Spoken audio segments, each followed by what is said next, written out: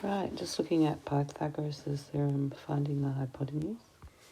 Okay, so basically to find the hypotenuse, you have a right angle triangle. The hypotenuse is the one opposite the right angle. So that one there's the hypotenuse. We're going to call that C, and the other two sides are called B. So basically, if you square the hypotenuse, it'll equal the sum of the squares of the other two sides. So it'll be like a squared plus b squared. So if you can use this statement, like this is C, this is A, this is B. So C squared equals A squared plus B squared. So that means that C is X, so X squared, this one squared, equals, let's put it in green, that one squared equals 8 squared plus 6 squared. 8 squared plus 6 squared. So you calculate that. 8 squared is 8 times 8, or just 8 squared, which is 64, plus 6 squared, 6 times 6, which is 36. 64 plus 36 is 100. Now that just finds x squared. Okay? It doesn't find x. So really we need to think about what the x squared means. So that just means x times x is 100. So you're thinking of what times what is 100. Now you could just kind of try and figure it out in your head. 10 times 10 is 100. Or you could just do the reverse operation or the opposite operation to squaring, which is square root. So if you square root 100, you get 10.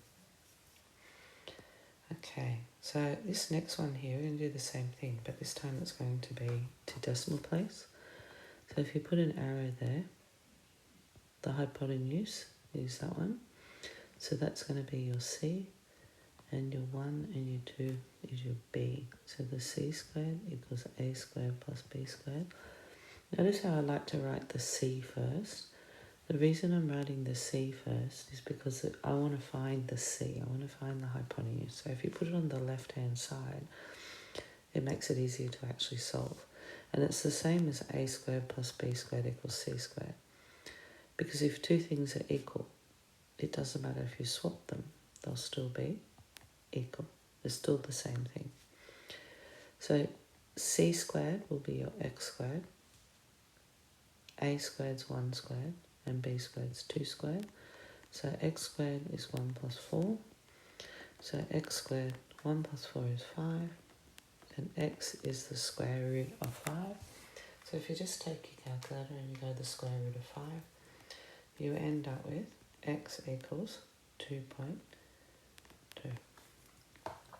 I just want to look at finding the hypotenuse in exact form.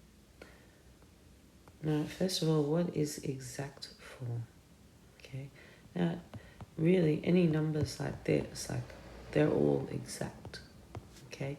And it all comes down to the fact that even if you have 1/3, 3/4, even if you had something recurring like that, 0.44. So all of these numbers you can actually write as a fraction. Okay, and that means that they don't recur. I mean, they do recur if they're recurring decimals, or they're terminating decimals, but they don't go on forever and ever after the decimal point. They're all called rational numbers. Irrational numbers go on forever and ever after the decimal point. You can't actually write them as a fraction. And they're things like the square root of 2, the square root of 5. You put in your calculator and you'll see that. Even pi, it's not just 3.14. If you put shift pi in your calculator, you'll actually get 3.141591592. So when you do something as in exact form or in surd form, so surd form is when you write it like this.